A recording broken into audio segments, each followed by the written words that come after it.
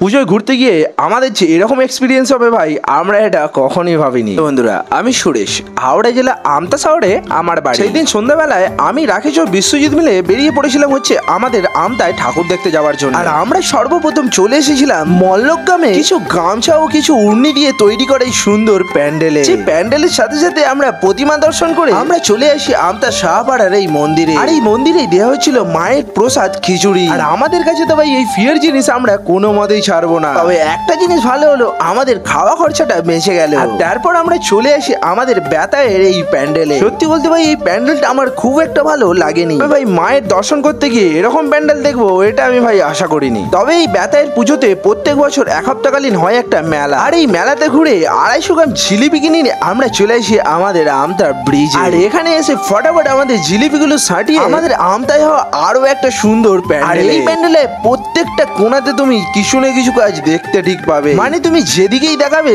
সেদিকেই না কিছু ইউনিক দেখতে পাবে। তারপর ভাই চলে এসে আমাদের আমতা কলাতলায় এই লালকেল্লা। ভাই ঠিকই শুনছো, আর অন্য কোথাও নয়, আমাদের আমতাতেই হয়েছিল এই লালকেল্লা। আর এই লালকেল্লার মাকে দর্শন করে আমরা চলে আসি আমাদের আমতা বাস স্ট্যান্ডের এই প্যান্ডেলে। হ্যাঁ ভাই, এখানেও কম কিছু নেই, পুরো নিখুঁত ভাবে সুন্দর করে তুলেছে এই প্যান্ডেলটা। আর এই হচ্ছে এই প্যান্ডেলের এই সুন্দর প্রতিমা। আর আজকের মতো আমাদের শেষ প্যান্ডেল এই আমতা বাস স্ট্যান্ড থেকে ঘুরে আমরা কিন্তু চললাম বাড়ির দিকে।